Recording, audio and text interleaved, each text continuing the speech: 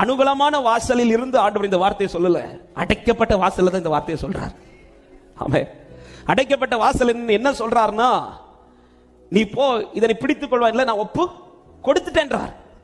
ஆமே, இந்த வார்த்தை சொல்லும் போது எத்தனை பேருக்கு சொல்ல முடியும்? பல வார்த்தைகள் கர்த்தர் எனக்கு தந்தது அனுகூலத்தில் அல்ல, அடைக்கப்பட்டதுல தான் தந்திருக்கிறார். ஆமே, அதை நான் இப்படி சொல்றேன், அவர் சொன்ன வார்த்தைக்கும் நான் சந்திக்கிற சூழ்நிலைக்கும் சம்பந்தமே இல்லை. உன் கையில நான் தந்துட்டேன் அப்படின்னு சொல்லும் போது யோசுவா இப்படி பார்க்கிறாரு, ஃபுல்லா அடைஞ்சிருக்கு. ஆண்டவரே, உள்ள இருக்கிறவனு கூட பார்க்க முடியல, அந்த ராஜாக்கு முகத்தை கூட பார்க்க முடியல, உள்ள இருக்கிற ஒரு சாதாரண ஒரு மனுஷனுக்கு முகத்தை கூட பார்க்க முடியல. அதுல நீங்க என்ன சொல்றீங்க? ராஜாவையும் தந்துட்டேன், யுத்த வீரனையும் தந்துட்டேன், எரிகோ பட்டணத்தையே. ஆனா உனக்கு முன்னாடி என்னப்பா சிச்சுவேஷன்? அடைஞ்சிருக்குது. ஆனா உனக்கு தந்த வாக்குத்தத்தம் என்ன? எல்லாத்தையும் தந்துட்டாரு.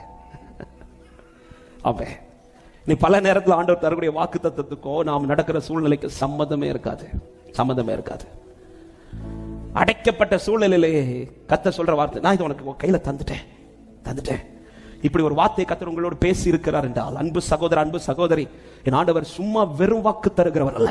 அவர் ஒரு வார்த்தை சொல்லி இருந்தால் ஒரு நாள் அது நடக்கும் என்று விசுவாசிக்கிறவங்க மாத்திரம் நல்ல கரங்களை தட்டி ஆமென் என்று சொல்லி, என் ஆண்டவர் வெறும் வாக்கு தருகிறவர் அல்ல, என் ஆண்டவர் உண்மையான வார்த்தை தருகிறவர்.